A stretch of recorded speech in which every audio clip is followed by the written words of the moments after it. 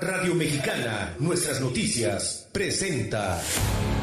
La reforma fiscal 2014 generó el más decreto daños de beneficios para la frontera. La formalidad de las empresas es una tarea La pendiente economía para americana lograr. avanza. La proveeduría maquiladora sigue siendo el La gran concentración de pendiente poder de mexicano. mercado en México. La transparencia gubernamental continúa. No es nada personal. Nada personal. Son solo negocios. Solo Negocios Radio. Las mejores entrevistas y análisis para lograr una toma de decisiones adecuada. Contáctenos. Correo electrónico. Correo@solonegocios.mx. Página de internet. www.solonegocios.mx. Facebook. www.facebook.com/solonegociosmx. Twitter. @solonegocios. Y recuerde, no es nada personal, son solo negocios. Buenas tardes, tengan todos ustedes. Mi nombre es Alejandro Sandoval. Esto es Solo Negocios Radio, transmitiendo a través del 1300 de amplitud modulada, al igual que por internet, en Radio Mexicana, nuestras noticias 1300 AM, fanpage en Facebook de nuestra estación de radio y, por supuesto, en Solo Negocios MX. Y bueno, pues el día de hoy platicamos de derecho de empresa y precedentes jurisdiccionales, empezando con temas de índole ambiental que son publicados por la Corte en no tengo la fecha aquí a la vista. Sí, el 8 de agosto fueron estas publicadas. Y empezamos. Registro Digital 2030-876, jurisprudencia de la primera sala, materia civil. Rubro, responsabilidad ambiental, diferencias con la responsabilidad civil. Hechos. Un hombre reclama la responsabilidad ambiental de una empresa propietaria de rastros que colindan con su domicilio por daños provocados al medio ambiente por el indebido manejo de los residuos peligrosos que genera y el incumplimiento de diversas normas ambientales. El juez civil determina que, de acuerdo con los elementos de responsabilidad civil, los cuales son aplicables en sus términos a la materia ambiental, y esto es un tema importantísimo, no había pruebas suficientes para tener por acreditado el primer elemento relativo a la existencia de un acto u omisión ilícitos que hubieran generado el daño ambiental. Decisión confirmada en la apelación, segunda instancia. Inconforme, el actor de la demanda promueve un juicio de amparo en el que plantea que fue incorrecto que no se determinara la responsabilidad ambiental de la empresa, tomando en cuenta todas las irregularidades que opera el rastro. La primera sala de la Corte decide ejercer la facultad de atracción y resolver el amparo. El criterio: si bien la responsabilidad ambiental deriva de la responsabilidad civil, al tener que acreditarse la existencia del hecho ilícito, o bien el uso de mecanismos o sustancias peligrosas, así como el daño y nexo causal, ambas se distinguen en la naturaleza de los bienes que protegen. La responsabilidad ambiental atiende a daños generados al medio ambiente en sí mismo y los impactos y repercusiones que tiene su afectación en la comunidad que habita. La segunda, la responsabilidad civil, se centra en analizar daños que resiente una persona en su patrimonio, en su dignidad o en sus sentimientos y afectos. Entonces, la responsabilidad civil es individual. La responsabilidad ambiental es, vamos a decirlo, social, el impacto de esa sociedad. Y la justificación jurídica con la que aplica esta y crea esta jurisprudencia. Artículo 11 y 12 de la Ley Federal de Responsabilidad Ambiental se desprende que la responsabilidad ambiental se actualiza por los mismos elementos que integran a la civil: la existencia de un hecho ilícito o bien el uso de mecanismos o sustancias peligrosas, generación de daño y nexo causal entre el uso de esas sustancias y el daño, y el acto u omisión reclamado. Sin embargo, con la exposición de motivos de la Ley Federal, el Congreso Federal enfatizó que el derecho civil es insuficiente para atender los conflictos ambientales. De ahí que fuera necesaria la creación de un régimen específico cuyo objetivo fuera la protección del medio ambiente y la restauración del equilibrio ecológico. En tal sentido, a diferencia de la responsabilidad civil, la ambiental parte de que los daños no solo afectan a uno o un grupo de personas, sino tiene un alcance de lesión a todo un ecosistema, a los seres vivos que lo habitan y a la comunidad adyacente que se beneficia de los servicios ambientales. Finalmente, en la responsabilidad ambiental, la persona juzgadora tiene un papel activo en el proceso, pues se encuentra habilitada para adoptar medidas que corrijan las asimetrías que pueden enfrentar las partes en este tipo de procesos para evitar que el daño ambiental ocurra o continúe produciéndose y en su caso se mitiguen los impactos generados. Voy a pasar a la siguiente tesis. Tiene que ver con el mismo asunto y en su caso, en mi opinión, la genero al final, ¿no? Bueno, la siguiente habla de también el mismo asunto, como le digo, pero la tesis con registro 2030-877. Y esta se denomina responsabilidad ambiental. El incumplimiento de los deberes legales permite presumir el nexo causal entre el daño y la conducta.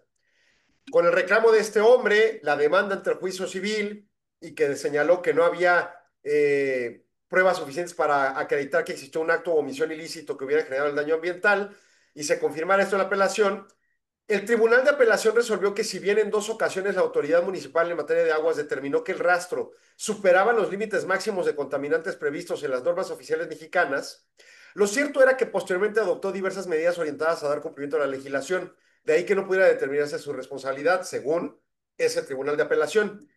Con el juicio de amparo, dentro de los agravios diferentes a los que hablé ahorita en la tesis previa, señaló que se debió condenar a la empresa demandada por todo el tiempo que sí descargaron aguas residuales que superaban los límites de las normas y por no contar con el permiso que correspondiera a ese nivel de descargas. La Corte señaló que sí, señala lo siguiente en el criterio jurídico. Cuando la parte demandada haya incumplido con las disposiciones ambientales que regulan su actividad, la autoridad judicial puede presumir el nexo causal entre el daño y la conducta, pues estaba obligada a prevenir, controlar, mitigar y compensar los daños al medio ambiente. Esto ocurre, entre otros supuestos, los daños o afectaciones no hayan sido debidamente identificados, delimitados, evaluados, mitigados y compensados por el que generó el daño. Cuando se rebasan los límites de contaminantes previstos en las leyes, cuando no existe una evaluación de impacto ambiental adecuada y por ende una autorización análoga emitida por las autoridades competentes, pues ocurre este acto o este caso, ¿no? De conformidad con la ley de responsabilidad ambiental, la responsabilidad ambiental puede generarse por el uso de materiales o residuos peligrosos siempre que se acredite el nexo causal. Sin embargo, en muchas ocasiones resulta complejo determinar ese nexo causal, tomando en cuenta la naturaleza difusa y acumulativa del daño ambiental. Esto impide determinar con exactitud qué persona o empresa generó la afectación y en qué temporalidad, ya que esta puede provocarse por persona o empresa, perdón, por una o varias acciones a lo largo del tiempo y en un espacio no necesariamente delimitado. Para determinar entonces si una persona o empresa generó un daño o no, el juez debe analizar si cumplió con sus deberes legales conforme a las disposiciones que regulan su conducta. Para tal efecto debe verificar si de conformidad con el sexto de la citada ley, previo a la realización de la conducta, el agente manifestó expresamente los daños que causaría su actividad a través de una evaluación de impacto ambiental, de la autorización de uso de suelo o de algún otro tipo de autorización que validara esos argumentos. Asimismo, debió corroborar que la actividad realizada no haya rebasado los límites en su caso con respecto a las leyes vigentes. En caso de incumplimiento, de conformidad con el 25 de la propia legislación ambiental, la autoridad deberá considerar actualizado el nexo causal entre el daño y la conducta omisiva de los agentes presuntamente responsables por haber incumplido con la obligación. Bueno, segunda tesis, va la tercera vinculada al mismo asunto. Esta es la 2030-878 y se intitula Responsabilidad ambiental se genera ante la falta de un plan de manejo bitácora y bitácora de control de residuos peligrosos. Mismo asunto, misma reclamación, misma resolución de juez civil, misma resolución de juez de apelación. Y los agravios del juicio de amparo planteó que el hecho de que la empresa careciera del plan de manejo y bitácora de control implicaba el incumplimiento de regulación ambiental en la medida que no podía acreditarse que los desechos que estuvieran tratados de forma adecuada. Y entonces el criterio jurídico para este tercer asunto, o más bien tercer resolución de agravio, señala la existencia de un plan de manejo y bitácora de control de residuos es fundamental para llevar una supervisión minuciosa y documentar características de los derechos de los residuos generados, y en su caso el tratamiento y destino final. Su ausencia debe considerarse como un hecho ilícito que da lugar a una responsabilidad ambiental por el incumplimiento de los deberes legales establecidos en las normativas, lo que permite presumir que los residuos no están disponiendo de forma adecuada y que por ende se ha generado un daño al medio ambiente. Y cita que la Ley General de Prevención y Gestión Integral de Residuos, en sus artículos 27, 46 y 47, así como el 71 del reglamento, los generadores de residuos deben de llevar un plan de manejo y bitácora de control. Los planes de manejo tienen como objetivo establecer la forma en que deben de tratarse integralmente los residuos conforme a las particularidades de su operación y prevenir derrames, infiltraciones, descargas o vertidos accidentales que sean de materiales peligrosos que afecten al medio ambiente y la salud poblacional. Las bitácoras se usan para llevar el registro de cantidades específicas que se manejan y sus características de peligrosidad, fechas de ingreso, salida del almacén y el prestador de servicios en el que se encomienda el manejo de los residuos. Esos documentos son indispensables para acreditar la debida diligencia del manejo de residuos peligrosos y por ende evitar una responsabilidad ambiental. Porque no se trata de simples trámites, es una obligación que el Estado mexicano impone a los agentes generadores de llevar un control minucioso de las sustancias que se consideran riesgosas para el medio ambiente y la salud. La falta de esos documentos en sí mismo es un hecho ilícito en la medida en que implican una contravención a la norma de orden público. Por ello, la autoridad debe presumir la existencia del daño ambiental por no tener la información para determinar la magnitud, pues de lo contrario se permitiría que el generador de residuos peligrosos se beneficie de su propia licitud. Ya habíamos tratado relativo a este asunto otras tesis, pero estas son posteriores. Y el punto en concreto es, uno, a ver, ¿cómo adminicular, cómo provocar en juicios al demandante o desde la perspectiva de la empresa, y hablando de gobierno corporativo, su consejo de administración, cómo asumir el compliance correspondiente? Primero, entender que la responsabilidad civil es subjetiva, se asigna y se puede aducir a un daño individual o de grupo específico que demanda, que acciona la reclamación, pero no al medio ambiente completo. Y entonces la responsabilidad ambiental, que es un supuesto de la responsabilidad civil, tiene esta implementación mucho mayor, incluso aquellos que no hayan demandado, como pueden ser los seres vivos, integralmente hablando, plantas, animales y otros individuos, otros seres humanos que estén en ese ecosistema potencialmente dañados. Entonces la responsabilidad ambiental es mucho más amplia. Primer concepto a contemplar y no quedarse con la idea de que, ay, pues no le pasó nada a él, pues no pasa nada a nadie. No puede funcionar así el tema ambiental. Número dos, el impacto y el nexo causal no puede analizarse sobre un aspecto en donde hoy tiré este residuo peligroso y no hay daño hoy a este pequeño ecosistema. El daño puede ocurrir en el tiempo, puede provocar daños décadas después.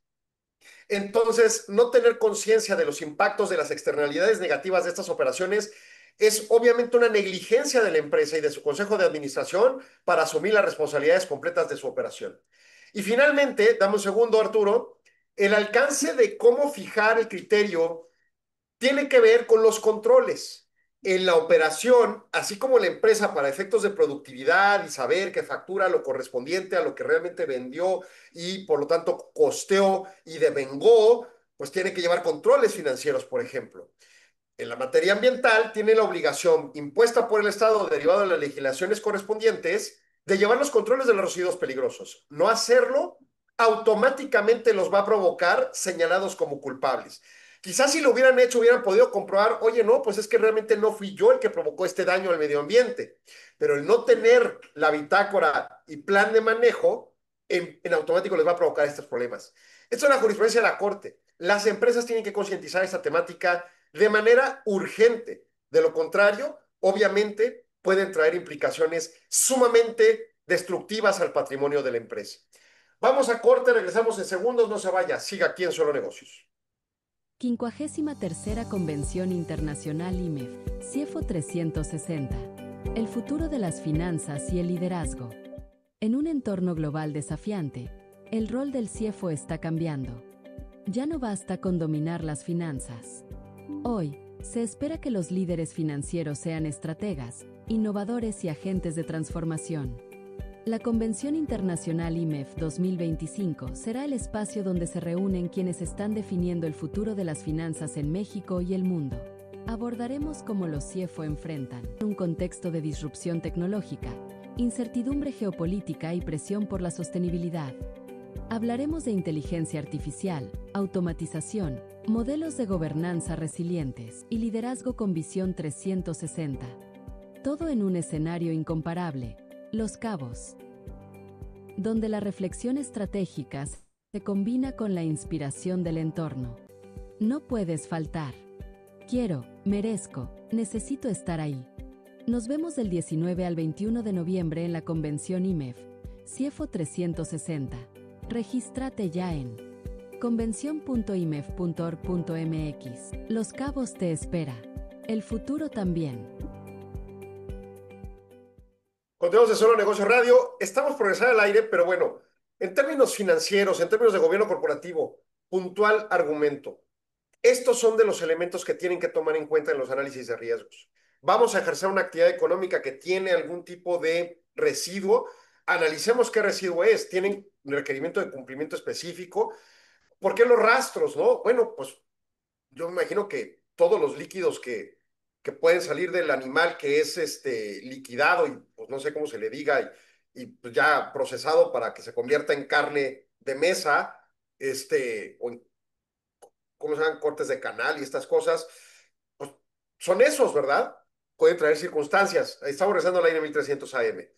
Y el punto en concreto es, ¿estamos claros en esas implicaciones? ¿Tenemos conocimiento de estos impactos ambientales?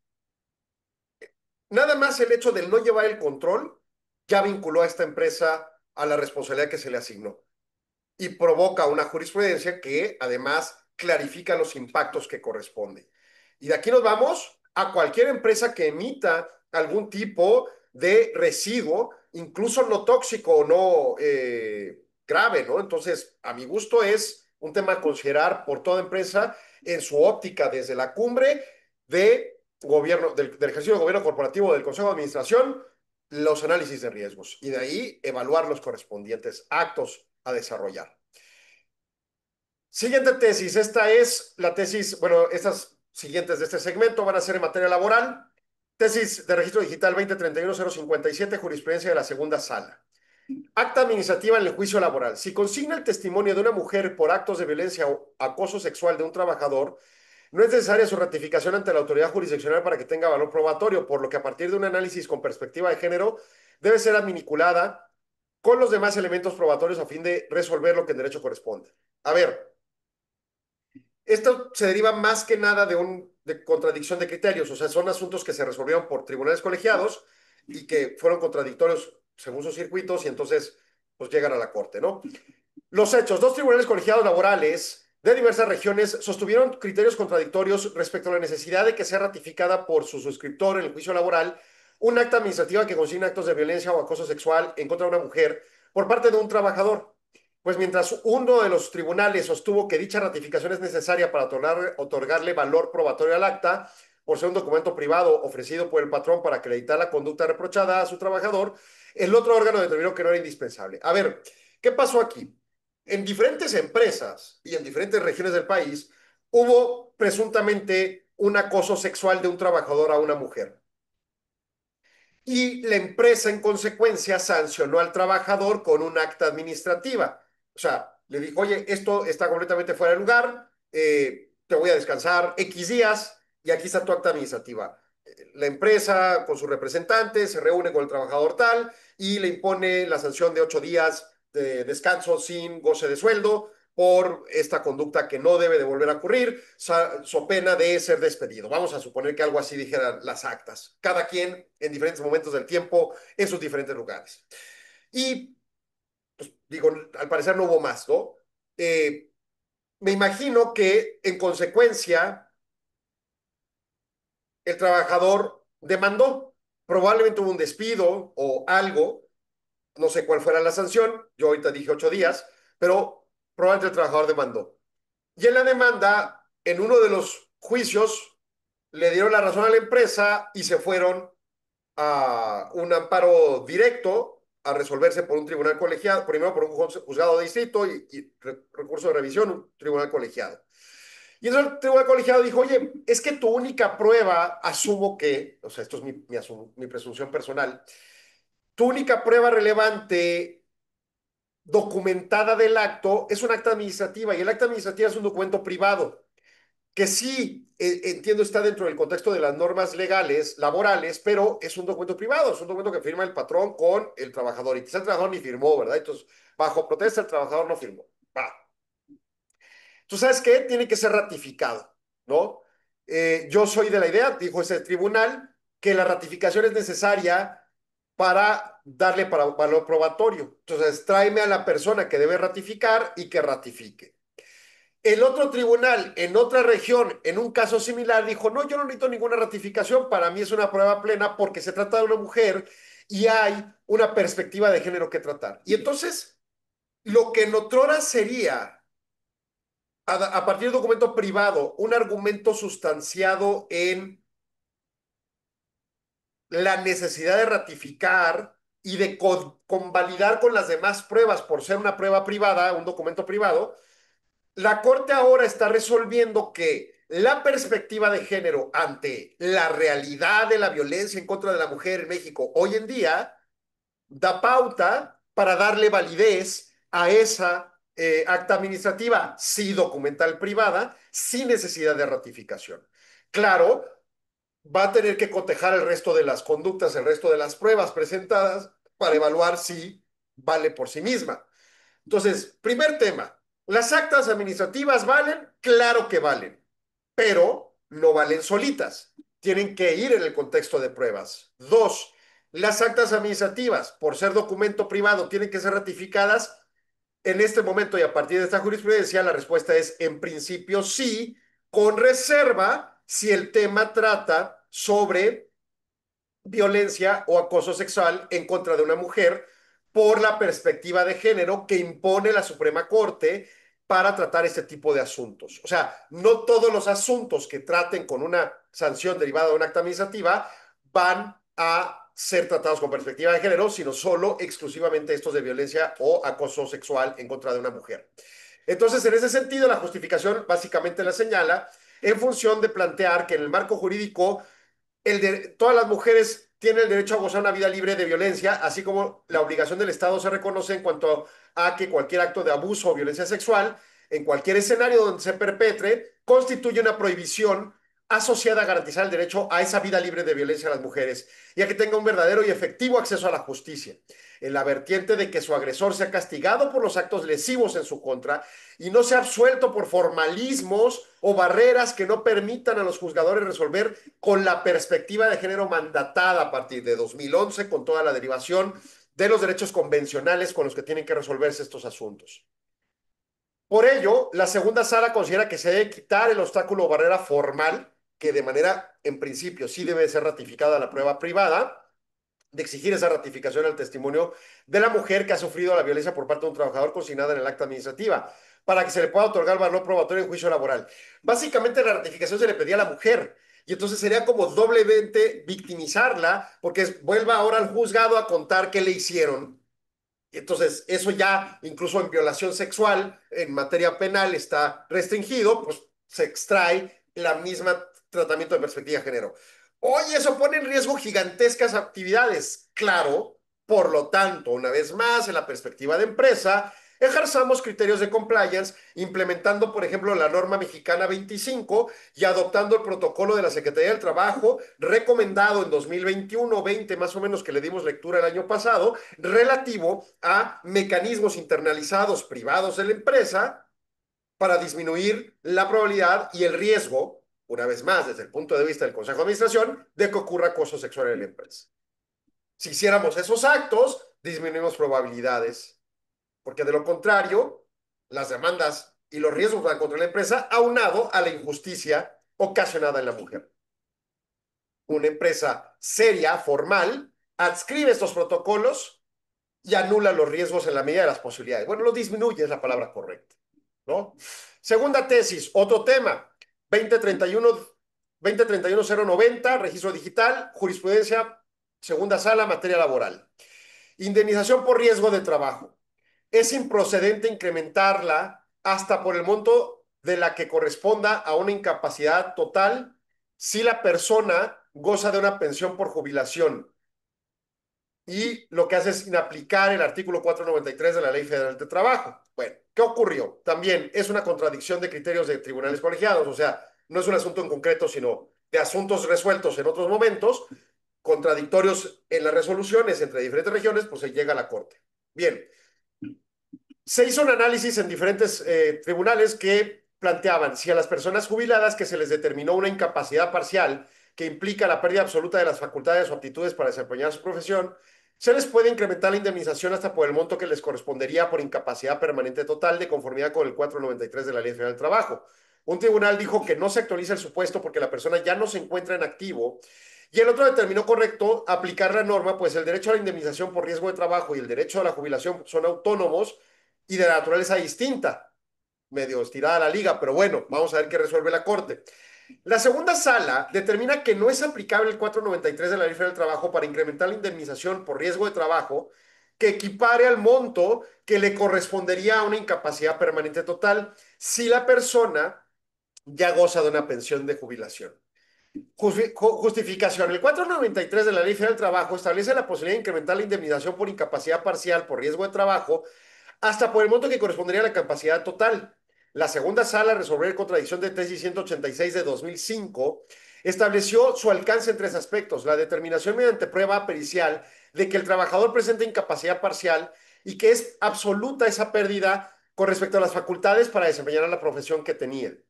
Dos, la facultad potestativa de la Junta, el Tribunal Laboral, para aumentar el monto de indemnización hasta por el que correspondería una incapacidad permanente total por el concepto que se deriva, y además señala que podría hacer ese análisis.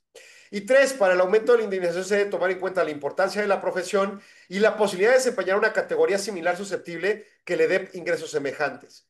Ahora bien, la persona a la que se reconoce una incapacidad por riesgo de trabajo con posterioridad al otorgamiento de una pensión jubilatoria ya no se encuentra en activo, pues su relación laboral ya concluyó. Por lo tanto, le es imposible al Tribunal Laboral valorar la importancia de la profesión porque no está en activo. O sea, ya no tiene una similitud a otra actividad económica porque ya no está en activo. Entonces, ese es el presupuesto necesario para que se finque la aplicación del 493 de la Ley Federal del Trabajo. La persona jubilada recibe una pensión o una renta vitalicia que sustituye al salario, por lo que no se ve comprometida su capacidad de percepción de ingresos porque ya está respaldada por esa jubilación. Entonces, no le es aplicable y es una limitante que también las empresas deberían en su análisis de riesgo entender: aquí hay un riesgo limitado que ya no se expande por esta condición. Si el trabajador no estuviera jubilado, sí tiene ese derecho. Y la última tesis en materia laboral, 2031, 113, jurisprudencia, segunda sala, materia laboral. Esta es del 29 de agosto y es la última de la segunda sala, porque además ya no existe la segunda sala hoy. Bueno, relación de trabajo, deberes de la persona juzgadora cuando la parte demandada niega su existencia y afirma que existió una diversa de tipo familiar a la actora. Hechos. También, contradicción de criterios de tribunales colegiados. Analizan si cuando la parte demandada niega la relación laboral con la actora y afirma la existencia de una diversa de tipo familiar, como concubinato o matrimonio, el juez debe tener por acreditado en automático el vínculo laboral para estimar que corresponde a la empleadora demostrar la inexistencia del despido o debe realizar pruebas para determinar la existencia del vínculo. Bien, ¿qué dice la segunda sala? Determina que cuando en juicio laboral el empleador, o sea, el patrón, niega la existencia de relación de trabajo y dice: en realidad entre nosotros nada más hay un concubinato o matrimonio, el juez no solo debe analizar si aquella demostró la existencia del vínculo, sino también analizar el ejercicio de la motivación reforzado en el que estudie las pruebas aportadas por las partes para verificar si realmente hay una relación de trabajo. Ojo, dame un segundo, Arturo. Lo que se está diciendo es: una persona demandó a otra en materia laboral y el presunto patrón dijo: no, hombre, pues si no es mi trabajadora, es mi esposa. No solo debe comprobar que es su esposa con el acta de matrimonio o su concubina con todas las pruebas correspondientes que puedan respaldar el concubinato, si no es que hay declaratoria judicial al respecto.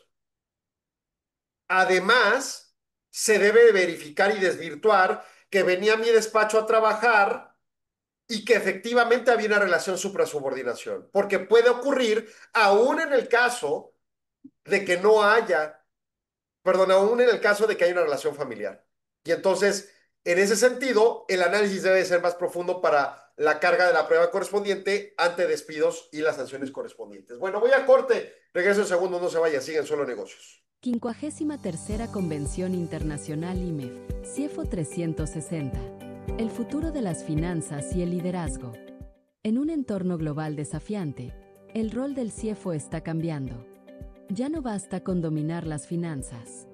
Hoy, se espera que los líderes financieros sean estrategas, innovadores y agentes de transformación. La Convención Internacional IMEF 2025 será el espacio donde se reúnen quienes están definiendo el futuro de las finanzas en México y el mundo. Abordaremos cómo los CIEFO enfrentan un contexto de disrupción tecnológica, incertidumbre geopolítica y presión por la sostenibilidad.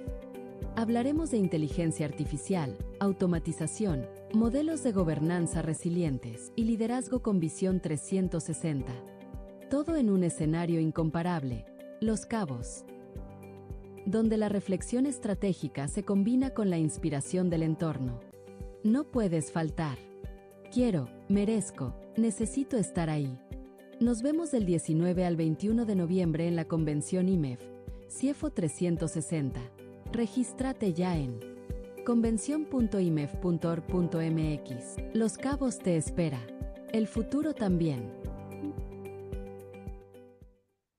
Continuamos en Solo Negocio Radio y tema, ya no lo comenté de nuevo para la perspectiva del Consejo de Administración.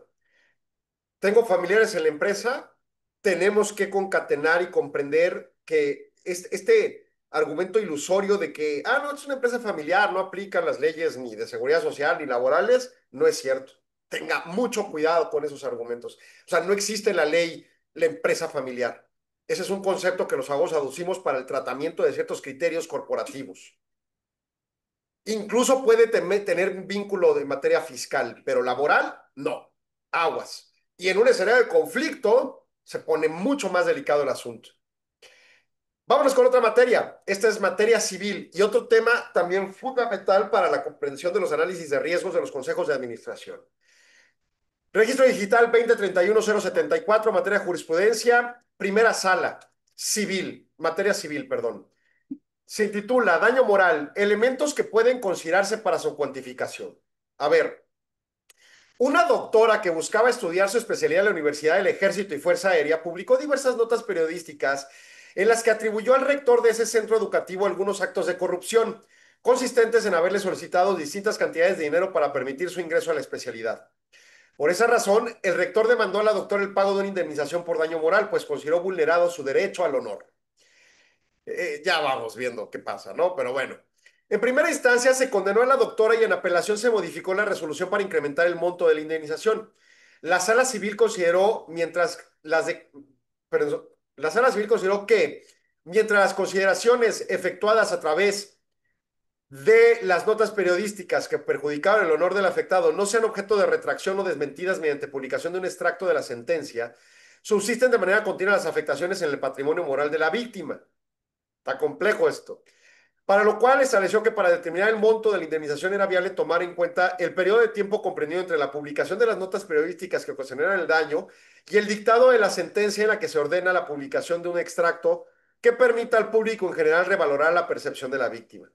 Inconforme, la doctora promovió un juicio de amparo directo en el que planteó que esa interpretación era incorrecta, porque no había ninguna disposición de la que pudiera desprenderse que el daño fuera continuo y que por lo tanto para cuantificar la indemnización debía tomarse en cuenta ese periodo.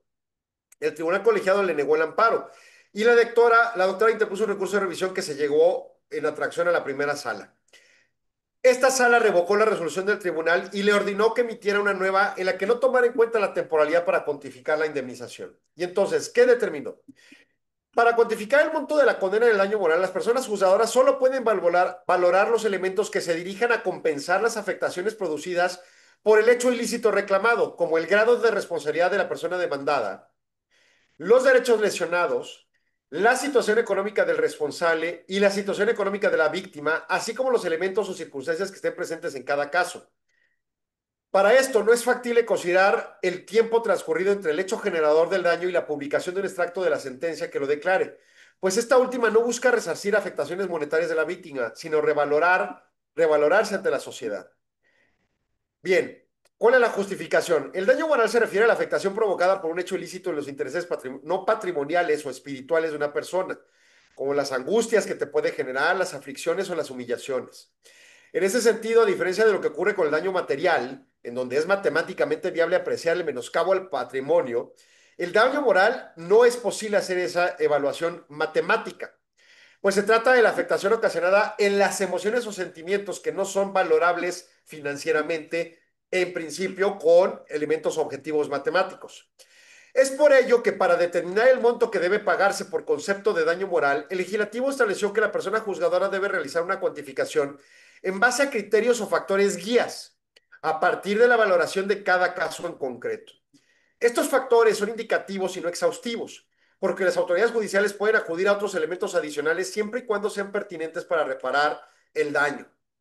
El hecho de que la legislación civil establezca que en caso de que exista un daño al honor o a la reputación, la persona afectada puede solicitar que se publique un extracto de la sentencia, no implica que las personas juzgadoras puedan tomar en consideración el tiempo entre la conducta y la publicación para considerar la ampliación del valor del daño. Esto porque se trata de un elemento que no tiene que ver con la compensación, sino resarcir la afectación monetaria, la medición del daño moral. Y el caso de la publicación de la sentencia es una revaloración ante la sociedad, por lo que incluirlo en la cuantificación podría generar un enriquecimiento injustificado de la víctima. O sea, ¿qué está diciendo? A ver, sí, es cierto, o sea, no se discute que la doctora hizo mal en publicar notas periodísticas diciendo que era corrupto el rector de esta escuela porque no tenía pruebas para poder comprobar su acto de corrupción y que en todo caso, si las tuviera, tuvo que haber demandado de otra forma el acto, incluso demandado jurisdiccionalmente y no mediáticamente, ¿no? Entonces, hasta ahí sí ocurrió el daño moral. Y el juez civil, pues, planteó una condena a partir de los criterios de lo que correspondía en ese daño moral y además ordenó que se publicara pues, que la sentencia misma como una especie de disculpa, ¿no? Y la sala civil, en apelación, porque por el demandado, perdón, el actor de la demanda dijo, oye, pues yo requiero que me den más dinero porque me hizo mucho más daño, ¿verdad? Y entonces debe medirse entre la fecha de que publicó las notas originales donde me detrimentaron y la fecha de que se publicó la sentencia. Y la sala civil dijo, sí es cierto, vamos a ampliar el daño moral.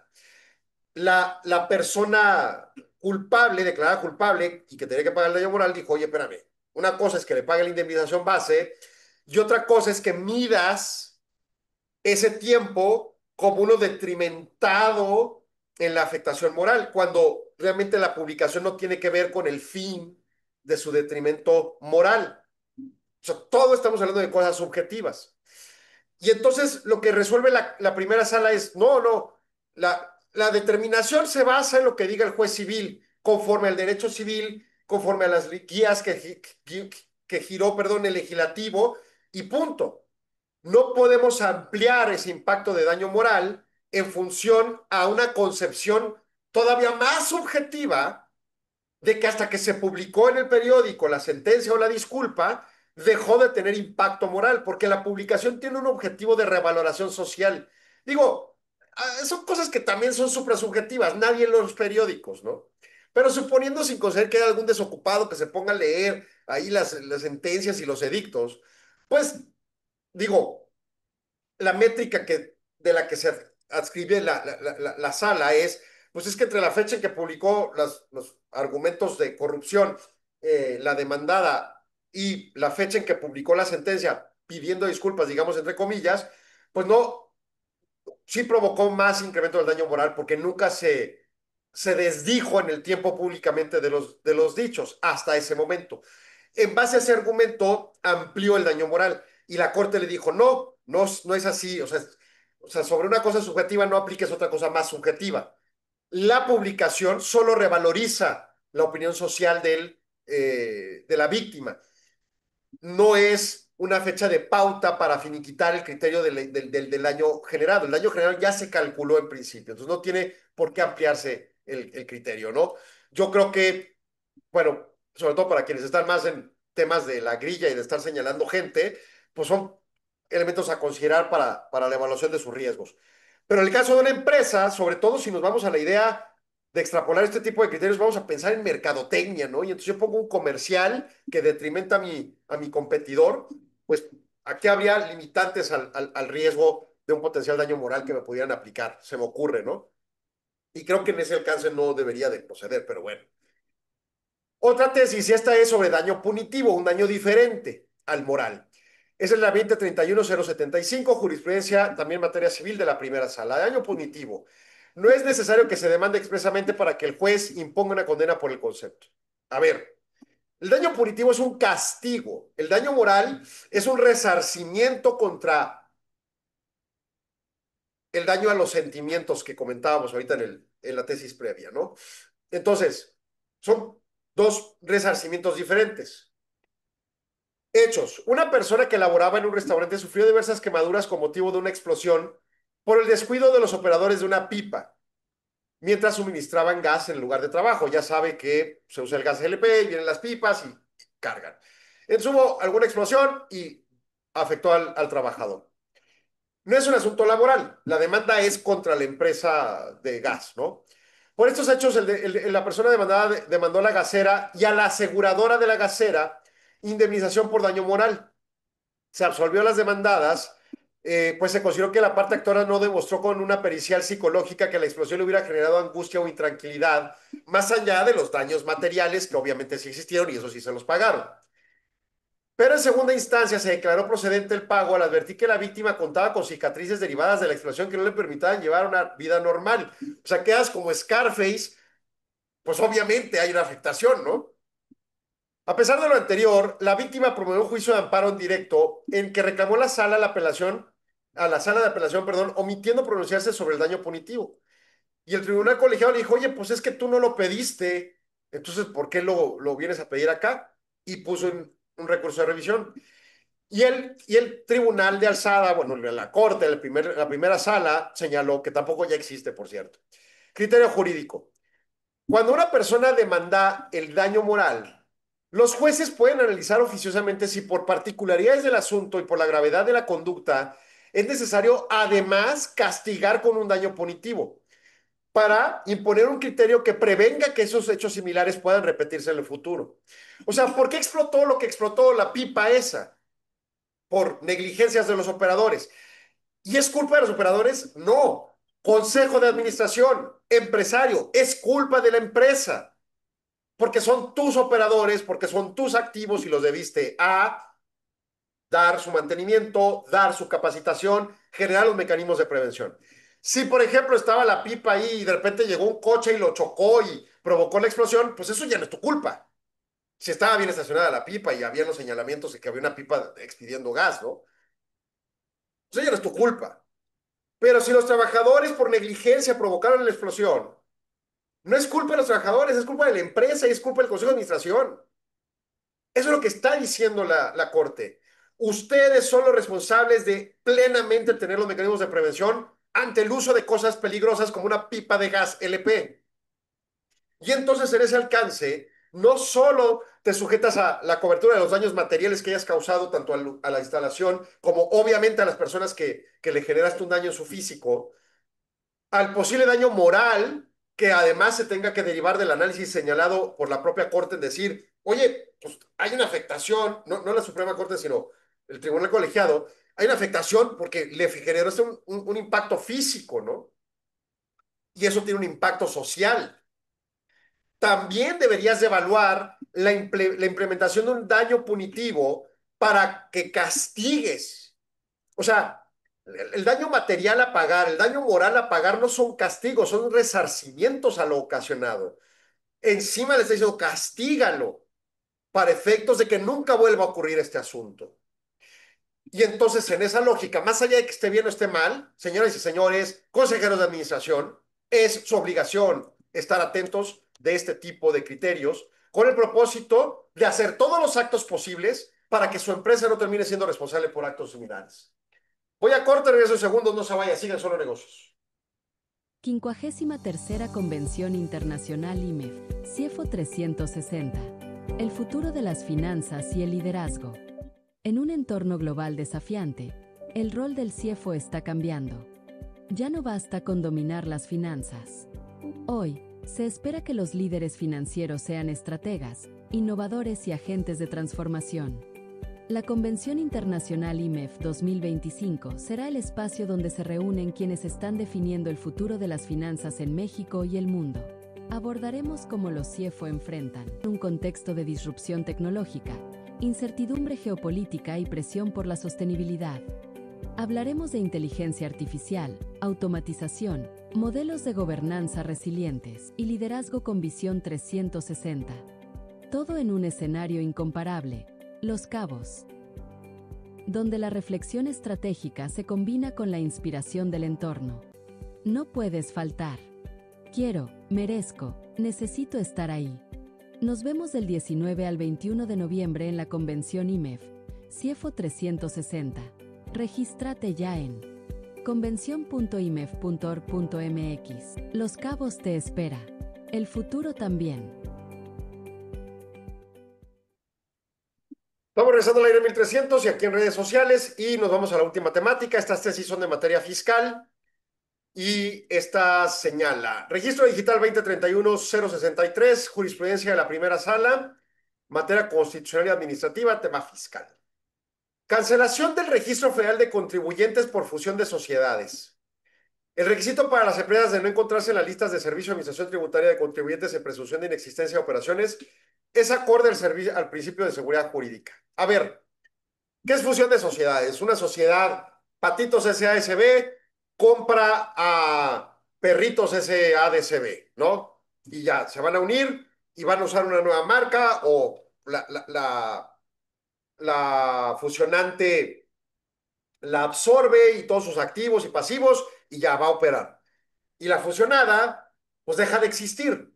Y ante esa dejar de existir, acto meramente de derecho corporativo y completamente privado entre el ánimo de los accionistas de ambas empresas, pues la consecuencia es, uno de los temas que estaban ahí pendientes es el tema fiscal, pues cancela el RFC. Cada vez ha sido más complejo lograr estos objetivos porque cada vez pone más requisitos el SAT, aduciendo que a cada ratito lo golean y que pobrecito y por lo tanto pues tiene que poner estos requisitos más complejos. Bueno, sí es cierto que hay un mundo de fraudes, pero no es cierto que son la mayoría. Entonces realmente a mi gusto no debería ser concedido tanto por el legislativo, pero esa es otra cosa. La realidad es que lo que dice la ley, ahí está, hoy. Y entonces los hechos señalan lo siguiente. El Código Fiscal de la Federación prevé la obligación de las personas físicas, jurídicas, o sea, bueno, aquí personas físicas y morales, de inscribirse en el Registro Federal de Contribuyentes. Cada persona cuenta con un registro, por lo que en caso de fusión de personas jurídicas, la fusionante debe solicitar la cancelación de la empresa fusionada. O sea, la que compró, la empresa que persiste en el tiempo de decir, a la otra cancélame el procedimiento, su RFC. Al respecto, el 27, apartado D, fracción 9 del Código Fiscal, contempla los requisitos para la cancelación del RFC por fusión de sociedades. Uno de esos requisitos es que no estén incluidas en las listas del 69, 69B, 69B bis del Código Fiscal de la Federación, relativas a presunción de inexistencia de operaciones, o sea, de que no les encontraron en domicilio, o que emiten facturas, o que compran facturas, y ya saben, ¿no? Toda la transería absurda. En el presente asunto, dos empresas acordaron fusionarse y la fusionante inició el trámite de cancelación ante el RFC de la fusionada. La autoridad fiscal negó el cancelar el registro porque detectó que las empresas estuvieron relacionadas con compañías listadas en el 69 del Código Fiscal relativo a personas morales en presunción de inexistencia. La fusionante, la compradora de la empresa, vamos a llamarle, promovió un juicio contencioso administrativo el que confirmó la validez del rechazo de la solicitud de la cancelación. La empresa acudió a juicio de amparo en la que alegó que tal requisito es inconstitucional al afectar la seguridad jurídica, pues carece de razonabilidad, ya que la fusión de las personas jurídicas y la consecuente cancelación no debería impedirse por el solo hecho de que las empresas tuvieron relación con alguna empresa ubicada en las listas estas. Ojo, o sea, no eran, la fusionante y la fusionada no eran empresas listadas en el 69, ni el 69, ni el PBIS. Tuvieron un cliente o tuvieron un proveedor de a una empresa que estuvo ahí. El amparo les fue negado porque la empresa y la Secretaría de Hacienda interpusieron recursos de revisión que se remitieron a la Corte. El criterio. El requisito de no encontrarse en las listas en presunción de inexistencia que publica el SAT para la procedencia de la cancelación del RFC por fusión de sociedades respeta el principio de seguridad jurídica porque permite a los contribuyentes identificar consecuencias jurídicas de contar con una irregularidad en su situación fiscal a corregirse. Además, es razonable porque evita que eludan controles creados para garantizar una justa distribución de los gastos públicos entre los contribuyentes, sin distorsiones de operaciones simuladas o inexistentes. Aquí está terriblemente mal señalado esto. Digo, aunque sea nada más la tesis, falta el engrose. Pero vamos a leer la justificación. El artículo 27, apartado de fracción 9 del Código Fiscal contempla como requisito que para cancelar el RFC por fusión de sociedades, que las sociedades no estén incluidas en las listas correspondientes del Código, relativas a contribuyentes en presunción de inexistencia de operaciones. Las publicaciones de estas listas en el diario oficial pretenden dar a conocer a los contribuyentes estos listados y a quienes sostuvieron relaciones con estos, con irregularidades relevantes que ambos corrijan su situación fiscal. Porque la correcta situación fiscal de las personas contribuyentes, ya sean físicas o morales, conduce a alcanzar los fines establecidos en el 31 fracción cuarta de la Constitución en torno a la distribución equitativa y proporcional de la contribución y sostenimiento del gasto público. De manera que no encontrarse incluido en las listas a que se refiere esos artículos del Código Fiscal, conforme al 27D, fracción 9, inciso B del Código para cancelar el RFC, constituye un requisito que respeta la seguridad jurídica y permite a las personas contribuyentes saber que en caso de encontrarse incluidos en el tipo de listado será improcedente la cancelación por existir una irregularidad. El requisito es razonable al tener por finalidad evitar que se eludan controles creados a partir de listas señaladas, lo que a su vez persigue una justa distribución de los gastos públicos y que los contribuyentes ilocalizables ubicados en alguno de los supuestos, pues estén en esas listas y tengan esas relaciones. La exigencia no afecta de manera desmedida el derecho a la cancelación del RFC porque la procedencia de esa cancelación deriva de la propia conducta de los contribuyentes para ubicarse en la posición. Ok, a ver, está mal escrita esta cosa, ¿no? Para empezar. Miren, aquí en el criterio jurídico dice, es razonable porque evita que se eludan los controles creados para garantizar una justa distribución de los gastos públicos entre los contribuyentes sin distorsionar las operaciones simuladas o inexistentes. O sea, sí entiendo que quieran justificar todo el mundo fiscal con este ánimo justiciero de, ay, el gobierno existe para la justicia social y que el gasto público. Sí, pero luego hay diputados que se compran casas de 12 millones de pesos o senadores o no sé qué sean y no tiene ninguna lógica lo que está pasando en el gasto público gubernamental, ni se construye un Tren Maya o un Dos Bocas con todas las ineficiencias inherentes. Entonces, a mí me parece un abuso de la Corte que esté justificando en el gasto público sus argumentos fiscales. Debería ser nada más en el tema de ingresos por el 31 fracción cuarta de la Constitución y hasta ahí. Ni se metan en el tema de gasto, porque el gasto es sumamente cuestionable y es hasta ofensivo a la inteligencia que metan estos temas, ¿no? Bueno, y además basta con el 31 fracción cuarta de la Constitución, ¿no? Bueno, ahora, esa es una opinión. El otro tema es, a ver, y esto no lo aclara la tesis, las empresas fusionantes y fusionantes, ¿estaban o no en las listas? Porque es cierto que si tú compraste facturas y la delincuente es la facturera, pues tú vas a aparecer también en las listas. Pero si no fuiste localizada y aún así vendiste algo, quien te compró, considerándote su proveedor, pues no tiene por qué estar en ninguna lista. O si aparece en la lista por esa consecuencia, pues eso debería aclararse. Porque si la fusionante y la fusionada no están en las listas, no veo por qué tengan que estar sancionadas. Si uno de sus proveedores está, bueno, puedes pedirle, oye, tienes que quitar la deducción de ese gasto o lo que corresponda, pero fuera de eso, al final del día, no tendría por qué haber este problema, porque no debería estar en las listas. Ahora, si se sujeta a estar en las listas, pues obviamente ahí sí tendría una razón de ser la negativa, porque primero extraíte de la lista, quitando todas las relaciones con esos proveedores irregulares, y entonces adelante. Pero si no están en la lista de la fusionante y la fusionada, sino terceros, a mi parecer no es coherente la resolución, ¿no? Pero bueno, es una jurisprudencia, así que otro elemento de riesgo a contemplar y decir, tengo que estar revisando. Y hay otro problema muy delicado en el manejo de esas listas. ¿En qué tiempo estamos hablando? Porque si yo hoy compro algo a un proveedor y ese proveedor hoy no está en las listas, hoy ese acto es deducible con su factura y su pago transferencia electrónica y la razón de negocio y la materialidad de que sí me entregó la cosa y punto. Pero si en un año esa empresa se mete en las listas, ¿por qué carajos tengo que yo tener culpa? ¿No? Y peor de que si en un año se meten las listas por un acto ocasionado en un año o en 6 meses y no cuando me fue suministrador, me genere conflicto. Ese es un tema que a mi gusto no está claramente definido en estas mecánicas legales. Probablemente haya tesis que lo resuelva, pero no en las legales. Y eso da una manga ancha demasiado ancha para la autoridad. Y finalmente, la última tesis en materia fiscal, 2031076, tesis aislada también fiscal, primera sala. Declaraciones fiscales en medios electrónicos. Su presentación extemporánea genera multas que respetan el principio de proporcionalidad de las sanciones. Otro tema que yo creo que tiene mucho tiempo claro, pero bueno, aquí se clarifica más. Hechos.